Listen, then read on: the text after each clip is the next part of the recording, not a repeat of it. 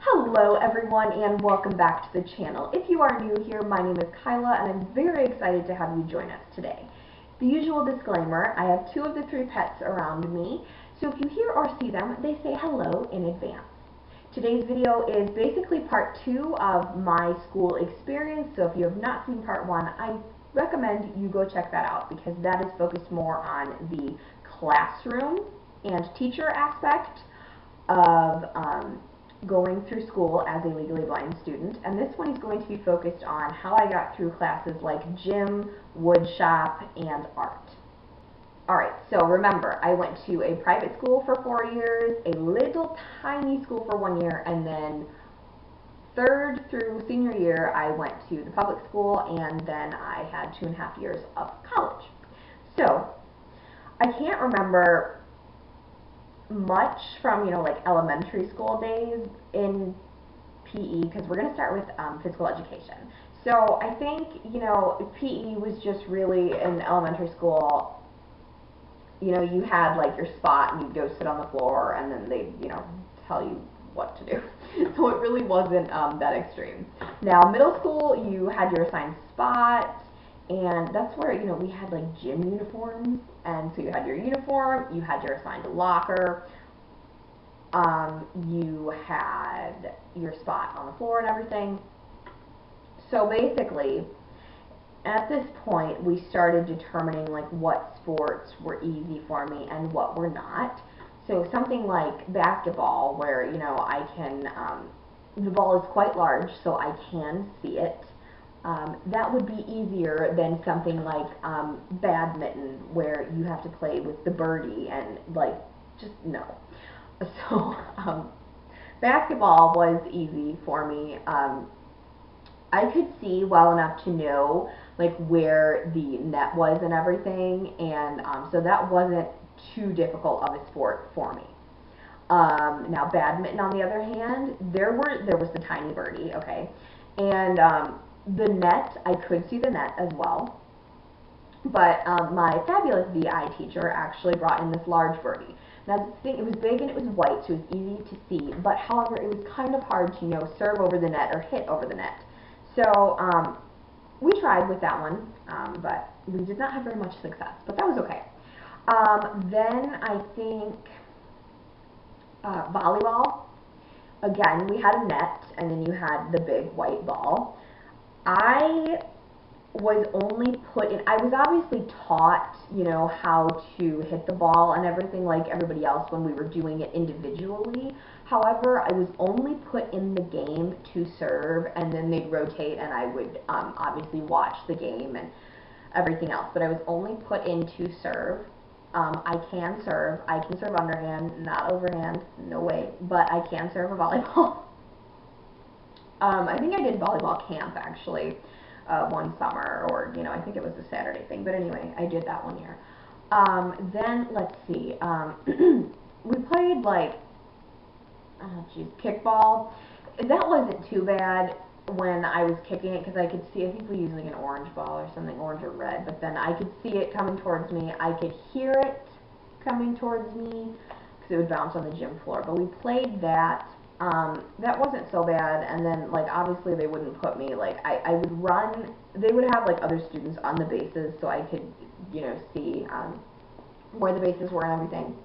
But we played dodgeball my freshman year, and I remember that, we had a weight room above our gym, and my two gym teachers were, they were concerned about, me, because obviously no one's going to purposely aim for me, but then, like, there's always a chance of an accident. So they were really concerned. I was always willing to try a sport.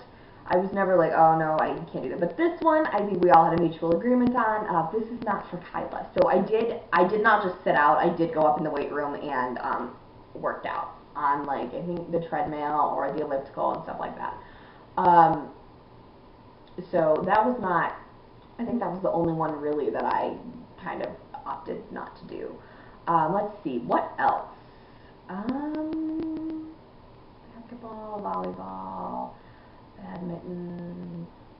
Oh, football. Okay, I think the last one was football. And this, I remember I was strictly, I stayed in the corner because I was not about to get tackled by people. No thank you. So that one was kind of like the dodgeball a little bit.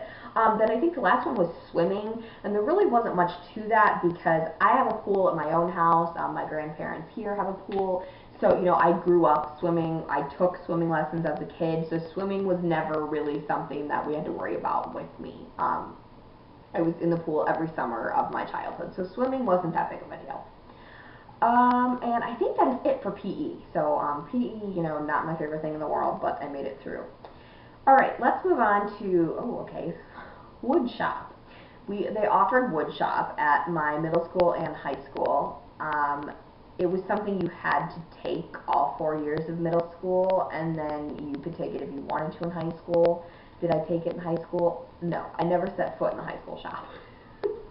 So, I took shop because, it was something we had to do. I remember that my first year we had to make like a sanding block, and then I think a tic-tac-toe game, and then a boat, like a little tiny sailing boat. I don't really remember a whole lot of my woodshop experience. I remember that I was shown, what all the drills were, what the table saw was, and then we would make pens, which I still have some of them to this day, because you'd pick the type of wood, or if you wanted a really cool acrylic one, you'd pick the acrylic, and then you'd have to put it on a lathe, and you'd, like chisel it down, and then smooth it out and everything. I could do that. I just always had to have, a classmate or the teacher, assist me getting it on the machine or something.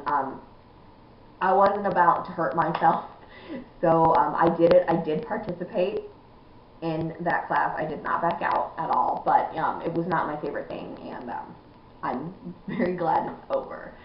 It was something that it's totally up to you, because only you know what you can see and what you are capable of. So you just have to be completely honest with yourself and the teacher and let them know what you can and cannot do.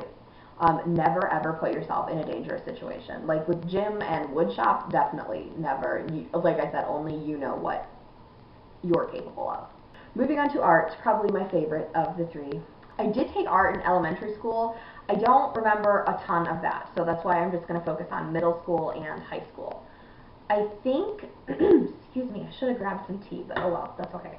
I think, art is something that everybody's definition of art is different, and that is very true. So if, you think, oh, this is such a beautiful piece of artwork, somebody else might not. So I think that's why, I liked art so much, because I am creative, more in the writing aspect of things, but I was always, willing to try, and if I didn't think it was good, somebody else might think my work is good.